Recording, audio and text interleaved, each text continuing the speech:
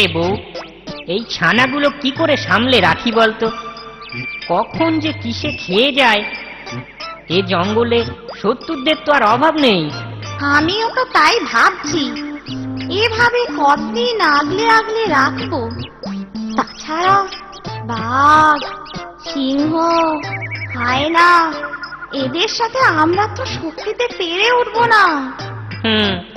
আর একবার ওদের নজরে পড়লে আর রক্ষে নেই। ওদের লুকিয়ে রাখার একটা ভালো জায়গা খুঁজে বার করলে হয় না?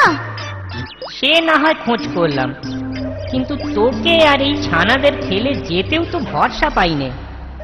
আমি কাছে না থাকলে যদি কিছু হয়ে যায়? তাহলে চলো, এদের সাথে নিয়ে একসাথে সেই জায়গার খোঁজ করি। যা আছে কপালে দেখা যাবে, চেষ্টা তো করি। হ্যাঁ হ্যাঁ, চল তাহলে চল, দেরি না করে ওই দক্ষিণ দিকে গিয়ে দেখি।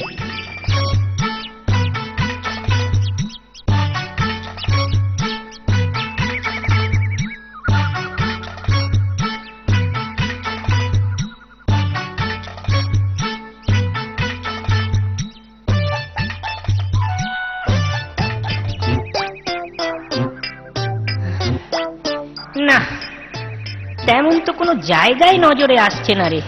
সত্যি এখন বেশ বুঝতে পারছি, আমাদের বাবা মা কত কষ্ট করেই না আমাদের বাঁচিয়েছে, বড় করে তুলেছে। ওরা আজ বেঁচে থাকলে একটু পরামর্শ করা যেত। হায়, এখন কি যে করি। চলো চলো, ওই পাহাড়ের টিলার দিকে। ও জায়গাটা উঁচু আছে, চারদিকে নজর রাখা যাবে। তাই চল, তাই চল।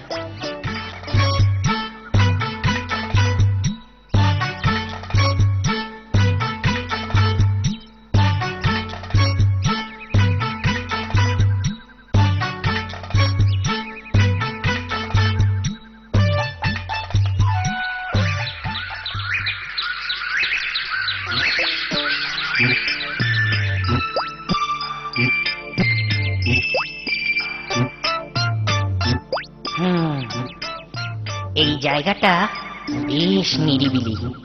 আরে ওই তো একটা গুহা, বাঘের গুহা নয় তো? শেষমেশ ঘুরতে ঘুরতে বাঘের মুখে এসে পড়লাম। তুই তো বললি এদিকে আসতে। হ্যাঁ, চারিদিকে তো বাঘের পায়ে ছাপই দেখছি।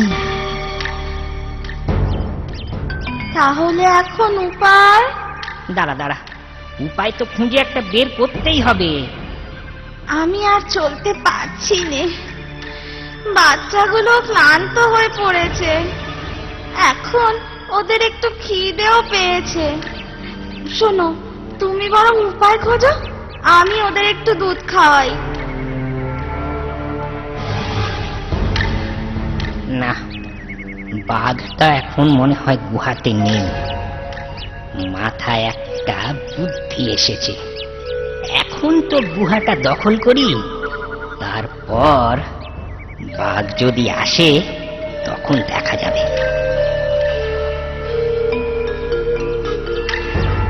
বুঝলি বউ, আমি বলি কি, ওই বাঘের গুহাতেই আমরা বরং বাস করব।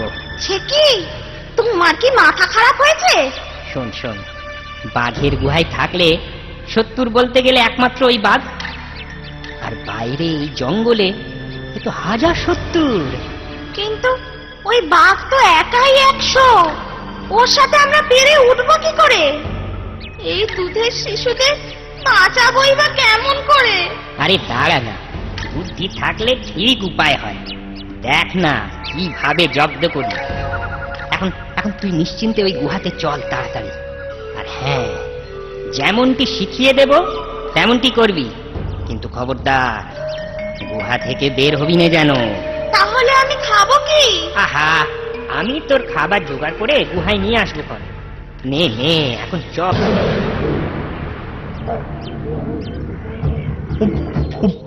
ও বাঘ মামা, বাঘ মামা, ওভাবে ছুটছো কেন? শিকার পেয়েছো? আর বলো না, শিকার পাবো কি, আমি নিজেই শিকার হচ্ছিলাম। বলো কি? হ্যাঁ গো, আর একটু হলেই আমায় ছপাং দিয়ে খপাং করে ধরতো। তাই তাই পালাচ্ছি, নাহলে এরপর আমাকে পেট পুড়ে খেত। হ্যাঁ, তোমায় ধরে খাবে এমন জানোয়ার এ জঙ্গলে আছে নাকি? তা কেমন দেখতে সে জানোয়ার? চোখে তো দেখিনি বাঁদর ভায়া, কথা শুনেছি। ওদের বাচ্চারাই বাঘ খাবে বলে আবদার করছিল। কোনো রাক্ষস পরিবার হবে মনে হয়। আমার কেমন যেন সন্দেহ হচ্ছে। কেউ নিশ্চয়ই তোমায় বোকা বানাচ্ছে বাঘ মামা। চলো তো একবার গিয়ে দেখি। না বাবা, না বাবা, না বাবা, আর দেখে কাজ নেই।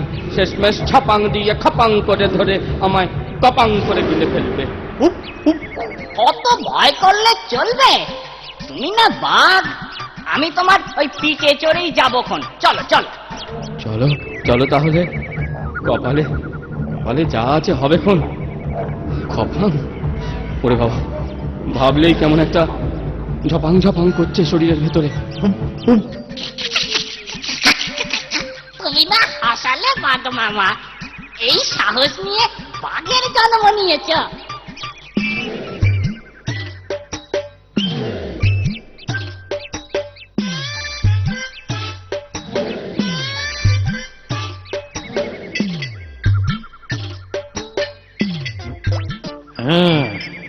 তোর কথাই ঠিক রে। ওই বাঘ বেটা আবার আসছে, পিঠে করে আবার একটা বাঁদরকেও নিয়ে আসছে। তাহলে এবার কি হবে? ভাবিস না, কাছে তো আসতে দে, মজা টের পাবে। বাঁদর ভাই, আমি আর এগুবো না। তুমি নিজে গিয়ে দেখো না। বাহ, তোমার জন্য নিজের প্রাণের মায়া না করে আমি এলুম, আর এখন বলছো তুমিই যাবে না? তা হবে না। চলো দুজনেই সামনে যাই। তুমি দেখছি আমাকে বিপদে না ফেলে ছাড়বে না। চলো চলো। ছপাং দেখি। আরে বউ, ওই ওরা আবার আসছে। এ চিমটি কাঠ। রাম চিমটি, শ্যাম চিমটি, কান্নাতে হয় লুটাপুটি।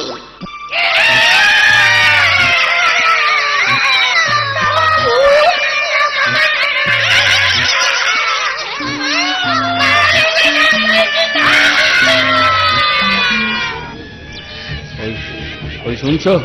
আরে এতে ভয় পাওয়ার কি আছে?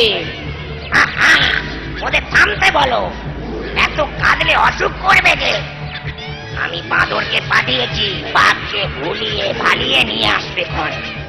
এখন ছপাং দিয়ে খপাং করে বাঘকে ধরা যাবে। বাঘ খাবার আবদার যখন করেছে, না খাইয়ে পারি। এবার বুঝেছি, তুমি আসলে ওদের পক্ষে। আমায় এখানে ভুলিয়ে নিয়ে এসেছো। আমি তো মরবো, তার আগে তোমায় মারবো। তুমি ভুল বুঝছো, ভুল বুঝছো। ওরা আমি ওরা কোনো কথা শুনতে চাই না। তোমাকে এবার আমি খাবোই। আমার সাথে চালাকি? কোথায় গেল?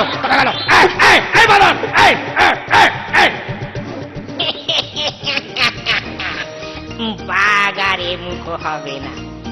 বাঁদরটাকে খুব জব্দ করেছি। এবার আমরা নিশ্চিন্তে এখানে ছেলে মানুষ করতে পারবো, বলো?